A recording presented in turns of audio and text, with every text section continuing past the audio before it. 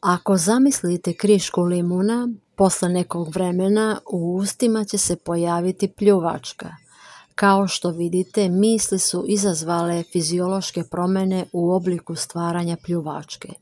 Ili, na primjer, dok se sjećate nekog značajnog događaja iz vašeg života, srećnog ili nesrećnog, srce može da počne brže da vam kuca, može da vam se promijeni pritisak, da vam se prošire ili skupe zenice. To je također uticaj misli na fiziologiju. Podsvijest stvara sve signale koji upravljaju organizmom i šalju ih u malu oblast mozga, hipotalamus. Hipotalamus pamti sva emocionalna preživljavanja, među njima i stresove, i upravlja hipofizom, koja reguliše rad cijelog endokrinog sistema koji stvara hormone.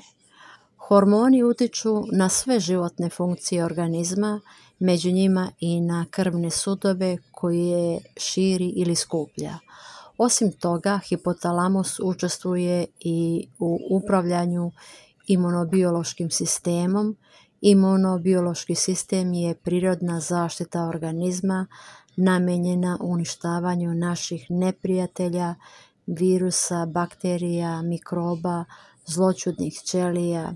Negativne emocije prvenstveno menjaju količinu hormona u krvi koje stvara endokrini sistem, a to je destabilizujući faktor praktično za sve sisteme organizma: želudačno-crijevni trakt, urinarni sistem, polni sistem, krvotok. Među poznatim hormonima navešću adrenalin, estrogen, kortizon. Na primjer, nedostatak kortizona dovodi do sljedećih poremećaja: čir u želucu, kožna oboljenja, upala vena, problemi sa težinom. Osim toga, narušavanje hormonske ravnoteže utiče na štitnu žlijezdu, što ponovo izaziva psihičku destabilizaciju, to jest stvara se zatvoreni krug. Ortodoksna medicina prilikom liječenja često pokušava da nadoknadi nedostatak hormona. To pomaže samo neko vrijeme, a zatim stanje može da se pogorša jer se organizam navikava na dodatke i žlijezde se ulenje i proizvode još manje hormona.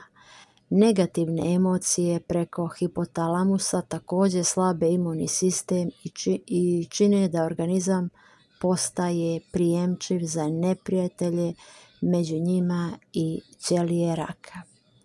Da bi bolje objasnio uticaj misli na telo, malo ću se više zadržati na radu naše podsvijesti. Podsvijest upravlja svim životnim procesima. Mi ne mislimo kako da se reguliše krvni pritisak, na stvaranje želudačnog soka ili varenje hrane, to jest ne koristimo za to svijest. Većina naših svakodnevnih poslova se obavlja također podsvjesno, na primjer hodanje, šivenje, upravljanje automobilom. Svijest naravno također upravlja telom. Mi svjesno podižemo ruku ili pokrećemo glavu ili svjesno nešto govorimo, ali postoji također i djelovanje svijesti na telo kroz podsvijest. Postoje, da tako kažemo, vratanca između svijesti i podsvijesti. Kroz njih se vrši uzajamno djelovanje svijesti i podsvijesti. Kada smo zamišljali limun i izazvali lučenje pljuvačke, to je bilo djelovanje svijesti na telo preko podsvijesti. Kada nešto osjećamo intuitivno, to je obrnuto, uticaj podsvijesti na svijest. I što su više otvorena vratanca, veće je uzajamno djelovanje. Otvaranje vratanaca reguliše se uticajem lijeve i desne polovine mozga. Lijeva polovina se aktivira kada je neophodna logika, racionalizacija, desna dominira kad se čovjek bavi stvaralačkim radom, kada misli u slikama. Emocije dovode također do aktiviranja desne polovine mozga. Uticaj na vratanca je sljedeći. Što je aktivnija desna polovina vratanca se više otvaraju, što je aktivnija lijeva polovina mozga ona se zatvaraju. Drugim riječima, otvaranje vrata u podsvijest je mogućnost otkrivanja unutrašnjih rezervi organizma. Razne psihoterapije koje se primjenjuju u svijetu i koje omogućavaju razvoj stvaralačkih sposobnosti i drugih čovjekovih mogućnosti usmjerene su na aktiviranje desne polovine mozga i dublje pronicanje u podsvijest. Čitaocu sada mora biti razumljivo da svaka misao ispunjena emocijama lakše dolazi do podsvijesti i prema tome snažnije utiče na tijelo. Sjetite se nekog događaja u životu kad ste se jako uzbudili, kada su vam se osušila usta. Eto vam prostog primjera uticaja emocionalne misli na fiziologiju tijela. Isto se događa i kad mislimo u slikama. Slika također otvara vratanca, utoliko više ukoliko je slika sjajnija. Na primjer, slikovito sjećanje na neki tragičan događaj prouzrokuje hlađenje ruku i nogu. Ili slikovito sjećanje na erotski događaj može da izazove uzbuđenje. Negativne misli, nespokojstvo, preživljavanje, strah, sve su to svojevrsne emocionalno obojene misli. I također vrlo često slikovite. Recimo, takva negativna misao je uvreda. Ona na prvi pogled ne izgleda kao jako osjećanje, ali sa vremenom ona prodire u podsvijest i radi svoj crni posao i u toku vremena može da dovede do ozbiljnih oštećenja u organizmu. Jasno je da jača emocija jače udara telo, ali ako je kratka, recimo nekoliko sati na dan, organizam pomoću sistema samoregulacije može da se oporavi. Emocija koju dugo nosimo, bez obzira na to što je slaba, podriva organizam i dovodi do ozbiljnih bolesti. Ali ovdje također treba praviti razliku među ljudima. Ljudi sa razvijenom i aktivnijom desnom polovinom mozga su osjećajniji, senzitivniji, ali i podložniji uticaju negativnih misli i emocija nego ljudi sa razvijenom levom stranom mozga. U isto vrijeme ljudi sa razvijenom desnom stranom mozga su sposobniji za život usred boljeg kontakta sa podsviješću i mogu brže da pomognu sebi da se spasu od posljedica negativnog mišljenja. I obrnuto, kod ljudi sa razvijenom levom stranom mozga zbog slabog kontakta usporeni proces prodiranja negativnih misli u organizam i u skladu sa tim usporen je i proces oslobađanja od njih. Dobar dokaz uticaja misli na organizam je izraz čovjekovog lica. Obratite pažnju na lica zlih, rđavih ljudi. Ona tačno odražavaju unutrašnje stanje svojih sopstvenika. Nervozne, psihički nestabilne ljude karakteriše brz hod, odsečni pokreti. Ljudi puni straha su malo pogrbljeni, pogureni zbog unutrašnje želje da se sakriju. Na taj način tijelo se izražava mislima preko ideomotornih impulsa koji dolaze iz podsvijesti za vrijeme mišljenja. Nije teško dosjetiti se da je kod ljudi sa razvijenom desnom polovinom mozga to izražavanje jače. Toliko ukratko o vezi misli i fiziologije, što je veoma važno jer je povezano sa otkrivanjem unutrašnjih rezervi organizma pomoću upravljanja sopstvenom energijom. Da li ste nekad razmišljali o tome da kompjuter ima mnogo zajedničkog sa našim mozgom? U kompjuter možemo da smestimo koliko hoćemo informacija i da ih zatim po potrebi izvlačimo na ekran i koristimo u razne svrhe. Informacije se čuvaju u memoriji računara na disku u kodiranom obliku, isto se dešava i u čoveku. Vi već znate da čovjek nije samo fizičko telo, nego i energoinformacioni objekat koji u svom biopolju ima masu različitih učestanosti koje nose informacije o svemu u čovjeku. Sada zamislite da prvi put vidite nepoznatog čovjeka. Vaše oči kao prijemnik informacija, skener svoje vrste, prihvataju tog čovjeka kao bioinformacioni objekat i šalju tu informaciju u kodiranom obliku u jednu od memorijskih ćelija. Zatim, kada budete htjeli da se setite tog čovjeka, informacija o njemu se izvlači iz ćelije i ponovo pretvara u lik. Dubina pamćenja zavisi pre svega od interesovanja koje je taj čovjek u svoje vrijeme izazvao kod vas, jer je interesovanje također emocija koja također pojačava efekat. Isto se odnosi i na pamćenje predmeta. Svi predmeti i uopšte sav materijalni svijet imaju svoje biopolje, svoje frekvencije. I sada smo došli do nečeg vrlo važnog. Ako ste se setili nekog čovjeka ili predmeta i ako ste ga predstavili sebi, pred vama se neće pojaviti samo lik, već i biopolje tog čovjeka ili predmeta sa svim njegovim frekvencijama. I ono će vršiti energetsko dejstvo na vas. Sjećate li se primjera sa tragičnim događajem?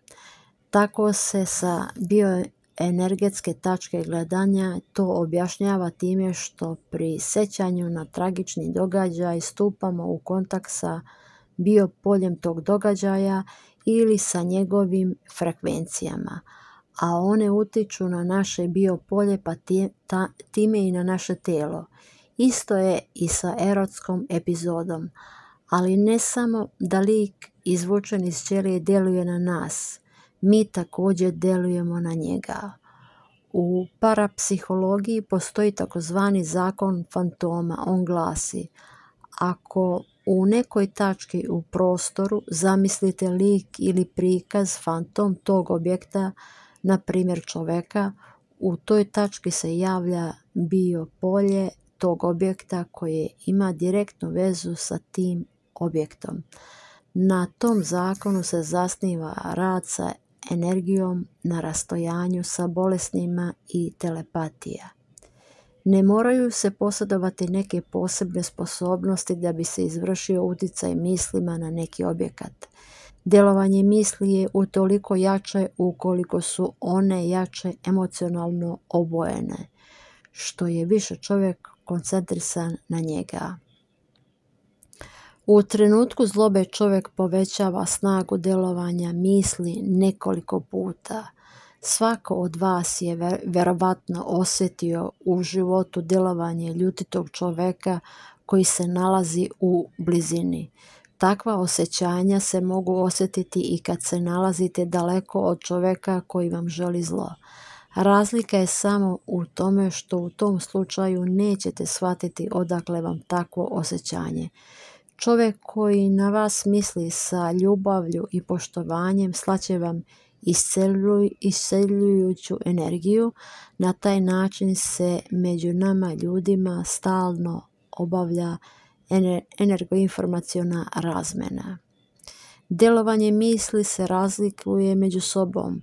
Postoje prosta misaona dejstva kada jednostavno mislimo o čovjeku sa ljubavlju ili ljutito, ali naša misao ne nosi nikakvu informaciju i složena misaona dejstva kada mi ne samo što mislimo o čovjeku, nego mu i želimo nešto. Na primjer, možemo da želimo čovjeku da uspješno položi ispit ili da ozdravi. To će već biti složeni misaoni obrazac, to jest naše misli prenose informaciju isto kao prilikom emitovanja radio i televizijskog programa. Ona se usađuje u biopolje čovjeka na koga mislimo i stvarno počinje da pomaže ili da nanosi štetu u zavisnosti od želja onoga koji ih emituje. Misaoni obrasci mogu neko vrijeme samostalno da žive u prostoru, što zavisi od toga kolika je bila koncentracija i koliko je bila emocionalna prilikom njihovog formiranja. Na tom polju su interesantne praktične vežbe učesnika na mojim kursevima bioenergetska terapija na Institutu za alternativne terapije. Učesnici u mislima stvaraju energetsku kuglicu i zatim počinju da je prebacuju sa dlana na dlan. Nekim učesnicima se dešava da kuglica sasvim odleti. To se dešavalo po pravilu kod jakih učesnika koji su uspjeli da unesu u tu kuglicu toliko energije da je ona, dospevši do drugih vibracija u prostoru, napustila domaćina koji ju je stvorio. Zato treba biti oprezan prilikom stvaranja složenih misaonih obrazaca, jer su oni izvor programa dejstva. Zamislite da pesimistički mislite o svojim planovima. Ti misaoni obrasci dospevaju u prostor i pošto tamo požive neko vrijeme, počinju da deluju na one ljude od kojih zavisi ostvarivanje tih planova. Rezultat je da ste vi sami doveli do svog neuspjeha. Misaoni obrasci pozitivnih, optimističkih misli privlače pozitivne okolnosti koje vode uspjehu. Ako ne verujete u sebe, vi također formirate misaoni obrazac o svom neverovanju koji, iako nije energetski mnogo jak, ima dugotrajno dejstvo. I taj misaoni obrazac se usađuje u biopolje vaših poznanika i rođaka i izaziva kod njih osjećanje da vi ne verujete u sebe i oni će se u skladu sa tim ponašati prema vama. Svojim mislima i misaonim obrascima mi se usađujemo i u omotač biopolja predmeta. U tom slučaju stepen uzajamnog dejstva mnogo zavisi od toga kakav je predmet u pitanju i od sinhronizacije naše energije i energije predmeta. U svakom slučaju dolazi do uzajamnog dejstva u većem ili manjem stepenu i zato moramo da budemo dovoljno obazrivi.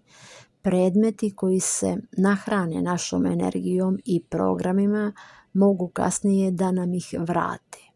To je dobro ako su u pitanju pozitivni programi, ali ako su negativni, posebno dobro upijaju energiju predmeti od prirodnih materijala, drvo, drago kamenje, minerali, a najjače voda.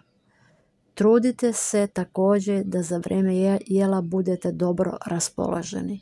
Ako za vrijeme jela psujete ili imate negativne emocije, vi ćete ih pojesti zajedno sa hranom. Hrana kao i ostali predmeti upija psihičku energiju. Svaki čovjek nosi u sebi lik samog sebe, počevši od fizičkih podataka do umnih sposobnosti. Na primjer, čovjek može smatrati da je zdrav ili bolestan, lep ili ružan, hrabar ili kukavica, sposoban ili nesposoban i tako dalje do najsitnijih detalja. Drugim riječima, on ima potpunu sliku samog sebe, ali malo ko zna da ono što on misli o sebi, on to i jeste. Razumije se da je taj lik misao koju dugo nosimo u sebi, ali vi već znate da misli koje dugo nosimo prodiru u podsvijest i odatle utiču na organizam. To je tako sa fiziološke tačke gledanja, a sa bioenergetske tačke gledanja vi trajno nosite u svom biopolju paket programa o samom sebi po kome živite. Ako smatrate da ste slabog zdravlja, tako će i biti prema tom programu. Ako smatrate da su vam bolesni bubrezi, organizam će odraditi taj program šaljući stalno ideomotorne impulse na bubrege i oni će kroz izvesno vrijeme stvarno postati bolesni. Često se negativni programi o sebi vuku iz djetinjstva kada su roditelji grdeći dijete i ne podozrijevajući slali u njegovu prijemčivu podsvijest informacije o njegovim nedostacima. Te informacije se akumuliraju u podsvijest ili što je isto u biopolju i počinju da djeluju na organizam na taj način da posle izvesnog vremena dijete i nosi te osobine kroz ceo život. Pomoć u skladištenju negativnih programa često pružaju rođaci izjavama kao što su imaš loš vid, treba to ispitati ili mislim da tvoji bubrezi nisu u redu i najzad jak utjecaj na formiranje negativnog suda o zdravlju vrše neki put lekari izjavama to je bolest koja se komplikovano leči ili to je za ceo život. Često sam radio sa pacijentima koji su bili ubeđeni da imaju neku bolest i koji su stvarno imali sve simptome te bolesti. U slučajevima kada bolest nije daleko odmakla, uspevalo mi je da simptome te bolesti nestanu samo pomoću uklanjanja programa o bolesti. Većina onih koji su izlečeni na taj način govorila je da je to neko čudo. U stvari nema nikakvog čuda, jednostavno posle uklanjanja programa mozak prestaje da šalje ideomotorne impulse o bolesti i simptomi nestaju. Ono što čovjek misli o sebi vrlo je ozbiljno i to se ne odnosi samo na zdravlje, već i na druge oblasti života.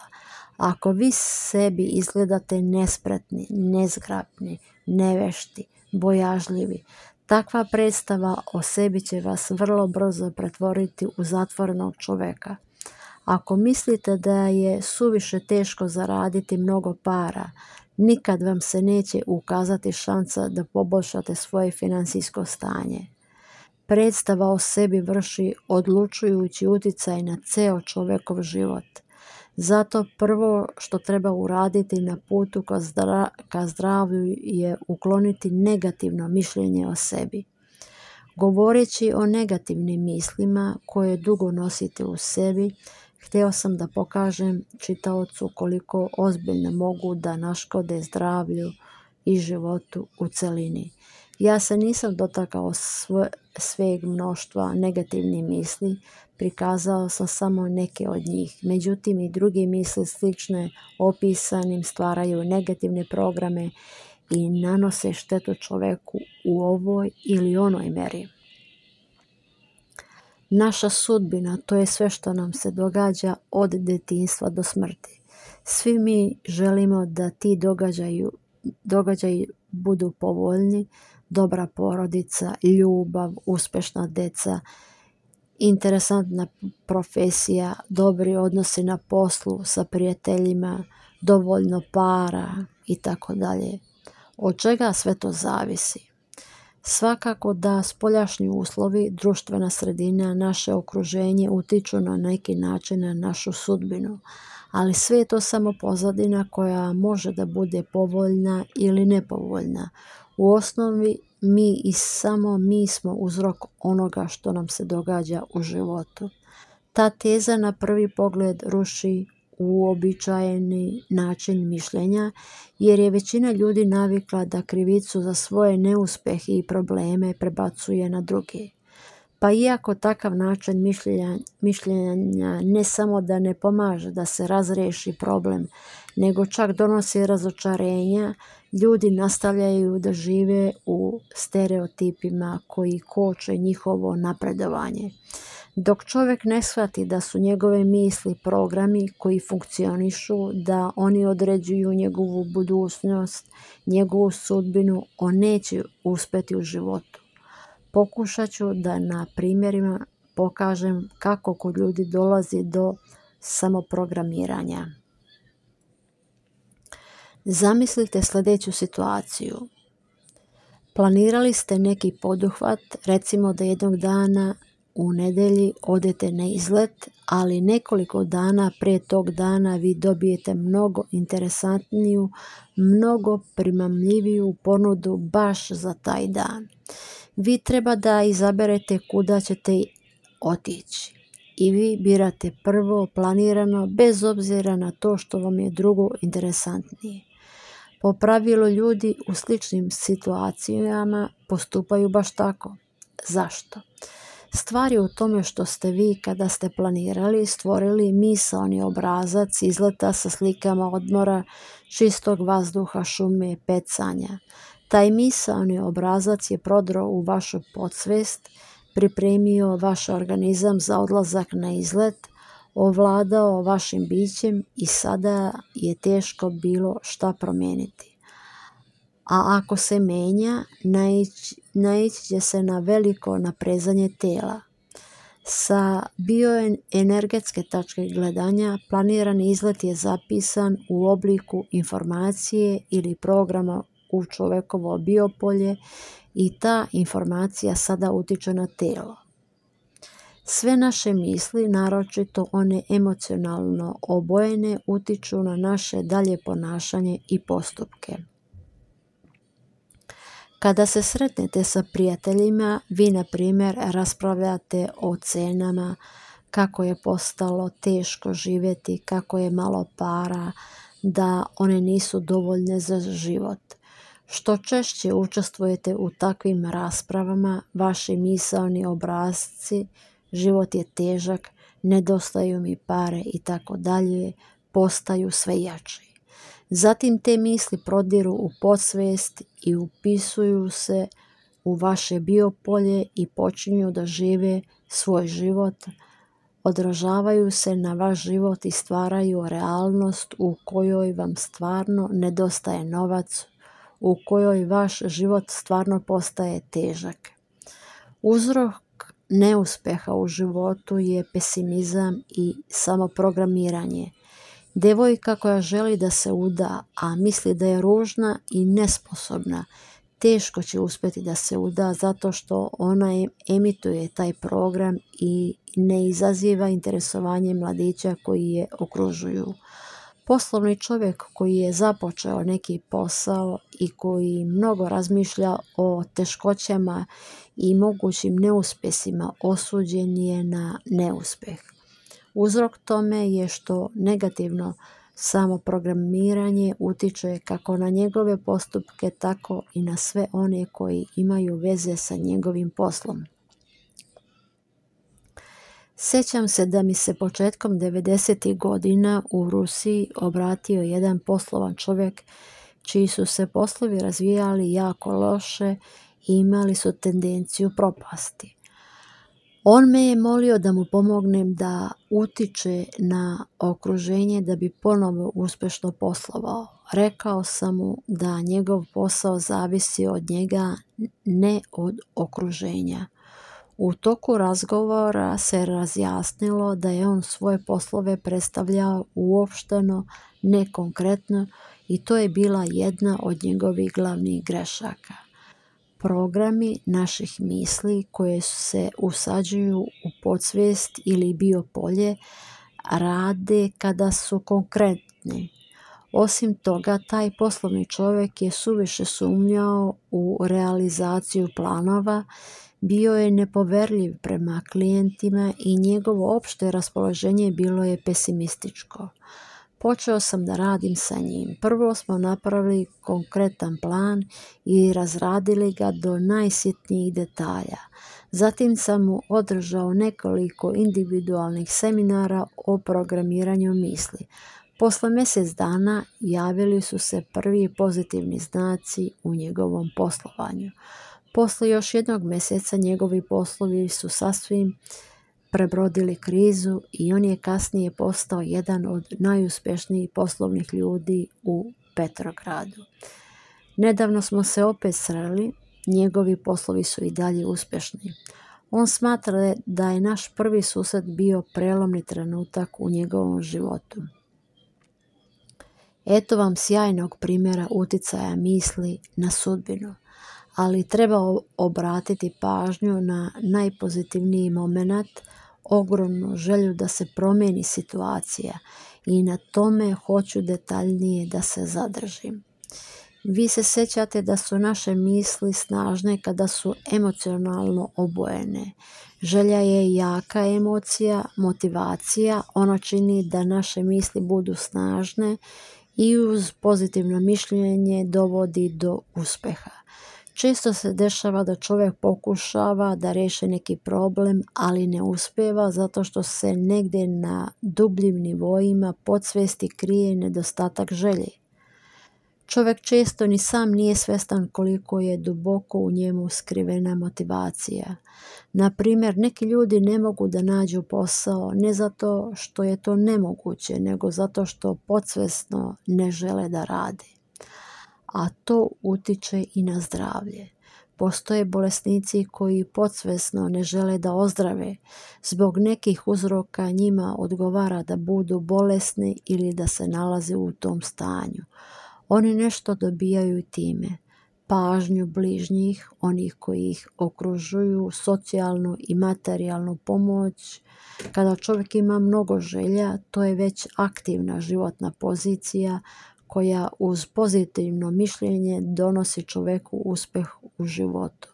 Masa želja, interesovanja i stremljenja stvara oko tog čovjeka ogromno biopolje koje mu omogućava da dugo radi i da se ne zamara.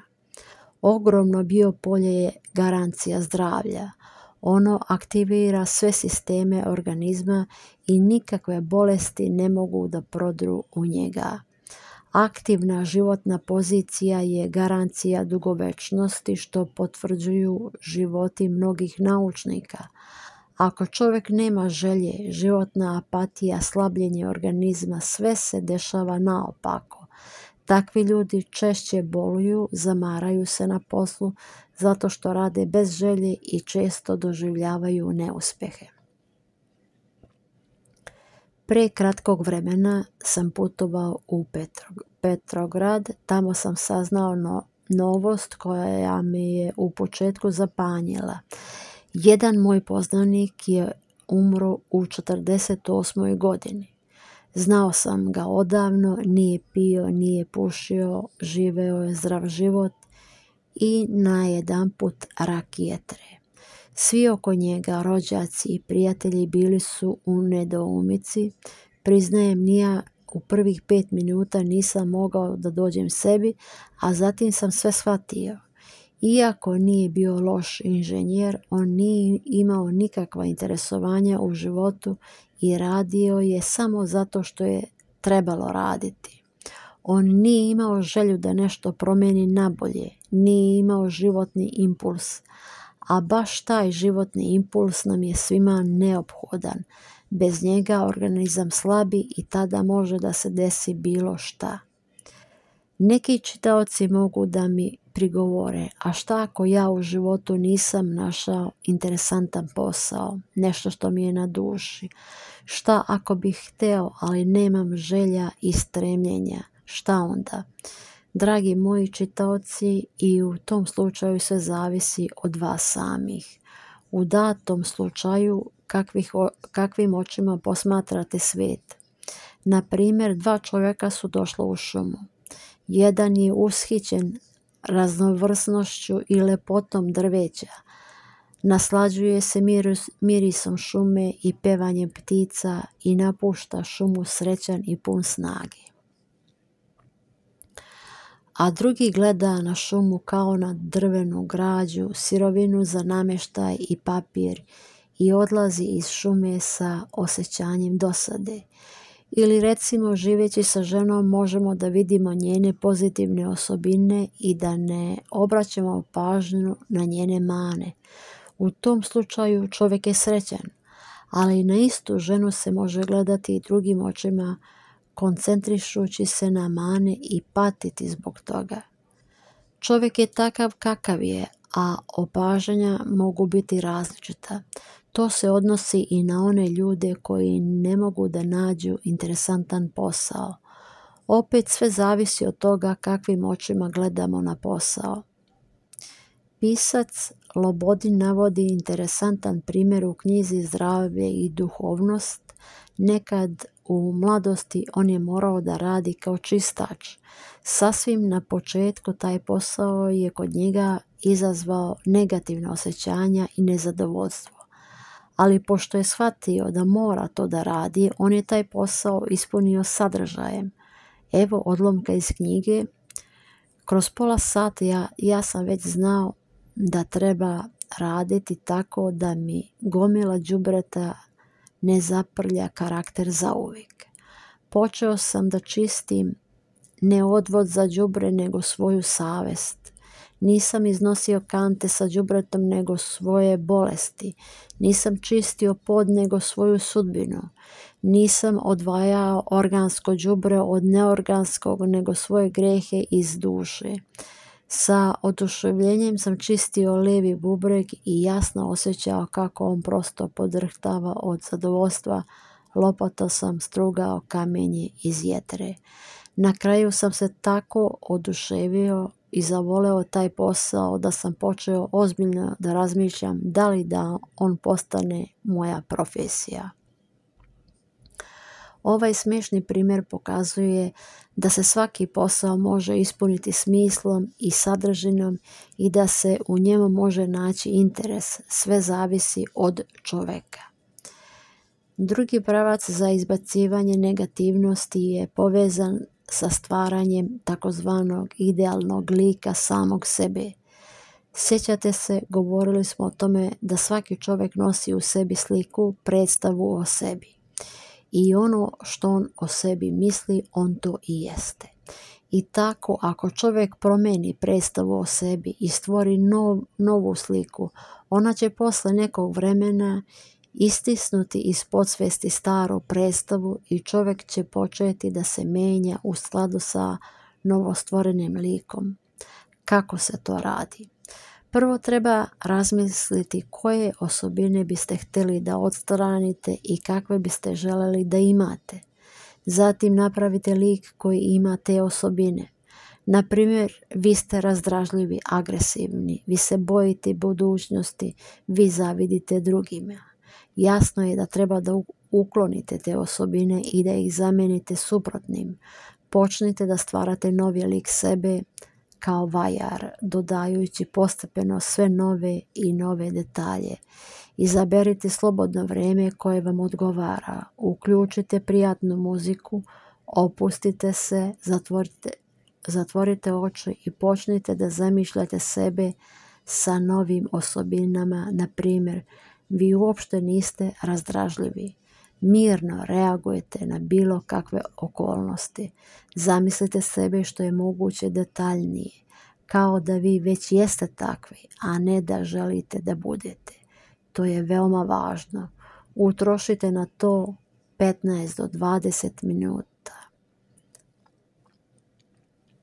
Sljedećeg dana lepite nove detalje. Recimo, vi se uopšte ne bojite budućnosti. Naprotiv, gledate na budućnost sa velikim optimizmom i očekujete pozitivne promjene. Predstavite što je moguće jasnije da vi već jeste takav optimista. Sljedeći put dodajte novu osobinu. Možda će vam za jednu osobinu biti potrebno nekoliko dana. Možda će biti potrebno da se vraćate na tu osobinu. Baš onako kako vajar lepi delove svoje skulpture, vi morate da stvarate svoj lik. Trudite se da idete sa tim likom, uživite se u njega. Bilo gdje da se nalazite, u metrou, u prodavnici, na poslu, kod kuće,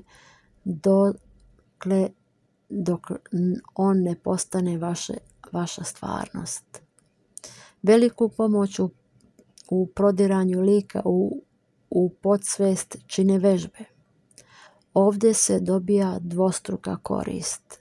Sa jedne strane, vežbe će pomoći idealnom liku da efikasnije prodre u podsvijest, a sa druge strane idealni lik sam pomaže da se održi koncentracija pažnje pri stvaranju ideomotornih pulsacija. Razmotrit ćemo oba slučaja. U prvom slučaju, kada stvaramo pulsacije u telu, mi automatski ulazimo u stanje transa i naša je podsvijest otvorena.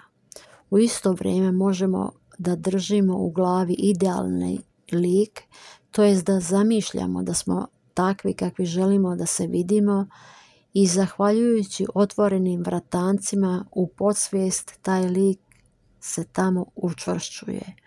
U isto vrijeme lik pomaže da pažnja bude skoncentrisana zato što kada postoje dva objekta na koja obraćamo pažnju, u mozgu nema mjesta za druge misli koje po pravilu odvlače pažnju.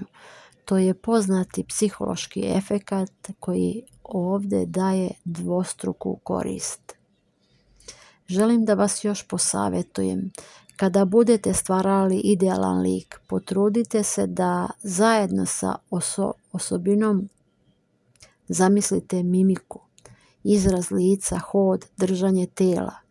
Potrudite se da emocionalno obojite taj lik, da osjetite ponos što ste takvi. Kada sam se posle nekoliko mjeseci sretao sa svojim učenicima koji su prošli moj kurs, među ostalim pitanjima bilo je i kako stoji stvar sa idealnim likom. Skoro svi su rekli da se lik dobro pokazao i da je mnogo pomogao da se postigne cilj. Ipak najviše mi se dopao odgovor jednog učenika. Ja jesam sada idealan lik. Treći pravac je rad sa simbolima. Prvo, šta je to simbol? Sjetite se nekog jako emocionalno obojenog događaja koji ste doživjeli. Na primjer, posle dugog rastanka sreli ste se sa voljenim čovjekom i za vrijeme tog susreta odnekud je dopirala muzika. Bez obzira na to što niste obraćali pažnju na muziku kasnije, posle mjesec dana, posle godinu ili dvije, kad god biste čuli tu melodiju, uvijek biste se sjetili tog susreta. Drugim riječima, muzika je bila asocijacija na taj susret ili njegov simbol. Može se navesti mnogo sličnih primjera šta se u tim slučajevima događa. Kao što čitalac već zna, svaki emocionalno obojeni događaj dovodi čovjeka u stanje transa, otvara vrata u podsvijest. Baš u to vrijeme čovjek najbolje prima bilo kakve informacije, bila to muzika, plavo nebo ili slika koja visi na zidu. Informacija se smješta duboko u podsvijest, čuvajući i druge asocijativne veze sa tim događajem, zahvaljujući kojima je ona uspjela da se ugnezdi u mozgu. Ona je postala simbol. Koristeći taj fenomen možemo preko simbola da unosimo bilo kakvu informaciju, u našem slučaju pozitivne programe. Na kraju krajeva, uvijek kada hoćemo da se reprogramiramo, najbolji i vjerovatno jedini način da se to uradi je da se prodre u podsvijest doskočivši joj. Rad sa simbolima je jedna od tih metoda. Dakle, prvo birate program koji želite da smestite u podsvijest. Recimo, čovjek ima nedovoljno vere u sebe i hteo bi da je osjetno poveća i ojača. Cilj je jasan. Sada se bira simbol koji odgovara tom cilju. Ja preporučujem da se u tom slučaju koriste geometrijski simboli. Stvar je u tome što geometrijska figura nije samo simbol nego i izvor energije. U principu svi predmeti zrače energiju, neki više, neki manje. Geometrijske figure su međutim izvor naročitog povišenog zračenja. Čitalac je možda čuo za piramide, trouglove, elipse itd. Zato takav simbol veoma jako utiče na čovjeka i u skladu sa tim stvara jače asocijacije. Pošto ste izabrali cilj i simbol, pripremite se za posao. Budite sami u sobi, niko ne smije da smeta, pustite muziku, dakle počinjete da punite simbol. Postanite za to vrijeme glumac. Počnite da igrate ulogu čovjeka koji ima ogromnu veru u sebi. Zamišljajte da imate izvanredne sposobnosti, snagu, jasno mišljenje, da imate dovoljno znanja i mogućnosti da riješite sve životne probleme. Ovdje treba misliti i zamišljati emocionalno, produhovljeno, biti stvarno glumac, ne zaboravite, treba doskočiti podsvijesti, a ona kao dete ne razumije razliku između fantazije i stvarnosti. Kada igrate svoju ulogu, gledajte sve vrijeme jednim okom na simbol, ali neka vam sva pažnja bude upravljena na vašu ulogu. Posle 5 minuta napravite pauzu od 1 minuta, zatim ponovite isto to još 5 minuta. Pa opet pauza od 1 minuta. Nekoliko puta ponovite isto sa malim pauzama.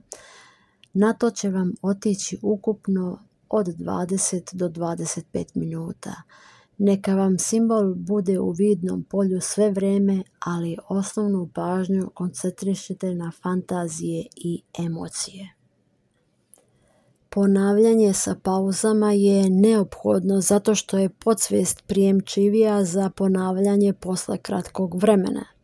Ovakav postupak ponavljajte nekoliko dana za redom. Ukupna igra čovjeka koji veruje u sebe mora da traje najmanje 1,5 do 2 sata, posle toga simbol je napunjen. Dalje će već simbol raditi za vas. On je asocijacija sa željenom osobinom. Nacrtajte taj simbol na kartonu, uveličan u nekoliko primjeraka, isecite ga i okačite na mjestima gdje ste najčešće, u spavaćoj sobi, kuhinji, kupatilu. Više nije potrebno misliti, sada simbol nastavlja da utiče na vas, on je asocijacija sa vašim željenim ponašanjem. Ako razgovarate telefonom sa prijateljicom, ako jedete ukusan obrok, ako gledate interesantnu emisiju na televiziji, dovoljno je da pogledate na simbol, ne misleći o njemu, i on će prodrijeti u dubinu vašeg mozga stvarajući osobinu koja vam je neophodna. Naravno, na isti način treba raditi i sa drugim željenim osobinama. Glavno je da se emocionalno prikaže i igra uloga čovjeka koji ima osobine koje mi želimo da imamo. Možete da uzmete simbole koje želite. Ako imate više problema, za svaki treba izabrati poseban simbol. I posljednji pravac, to je posebna metoda, jednostavna i vrlo efikasna. Ona se sastoji iz 2 dela. U prvom delu vizualizujete, zamišljate jasno negativnost od koje hoćete da se spasete. Na primjer, bojite se vožnje liftom. Zamislite sebe u liftu i potrudite se da stvarno osjetite strah što je moguće jače. Zašto je ovo potrebno? Sjećate se, svaka negativnost ima u podsvijesti svoje žarište.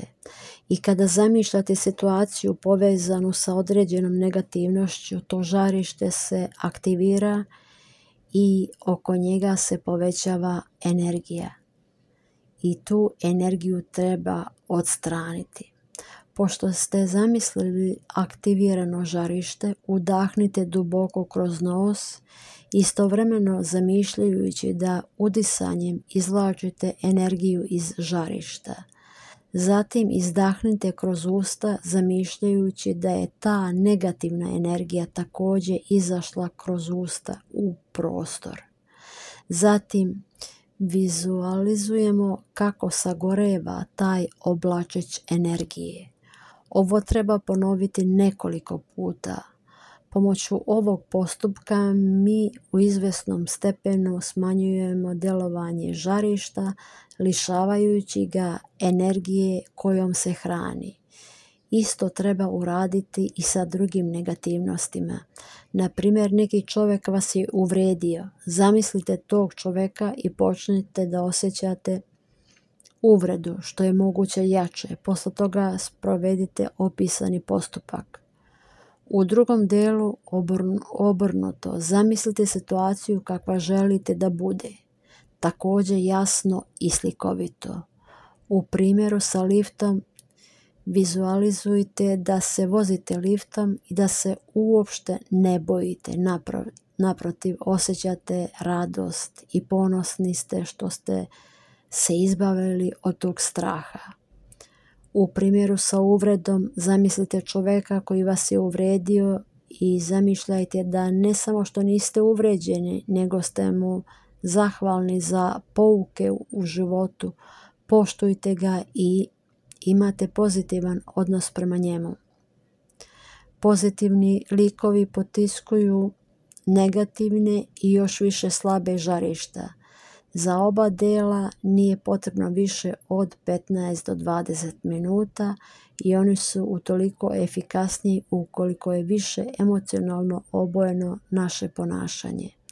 Metoda se može primjenjivati odvojeno za rješavanje bilo kakvih problema koji su povezani sa negativnostima u podsvijesti, a među njima su i pušenje i alkoholizam. Na prvi pogled ova metoda je vrlo jednostavna i nije lišena mistike. Ipak, opis sa njenom primjenom pokazuje da je ona vrlo efikasna. Evo jednog od takvih primjera. Jedan službenik pogrebnog preduzeća, 40 godina, od djetinjstva je patio od mnogih strahova. Pokušao je razna psihoterapeutska liječenja, među njima psihoanalizu i hipnozu. Proputovao je mnogo zemalja, nikakvog poboljšanja. Kada mi je došao sa svojim problemom, preporučio sam mu da primjenjuje kod kuće ovu prostu metodu za likvidaciju žarišta. Radio je 30 minuta svakog dana i jedanput mjesečno dolazio kod mene radi korekcija. Rezultat je zaprepastio čak i mene. Posle mjesec dana od strahova nije bilo ni traga. Sve u svemu potrošio sam na razna lečenja više od $50.000, rekao mi je, a ovdje za mjesec dana i skoro besplatno uspeo sam da izliječim sam sebe. Ovo je iz knjige Borisa Aranovića. Želim vam svima dobro zdravlje, veliki pozdrav.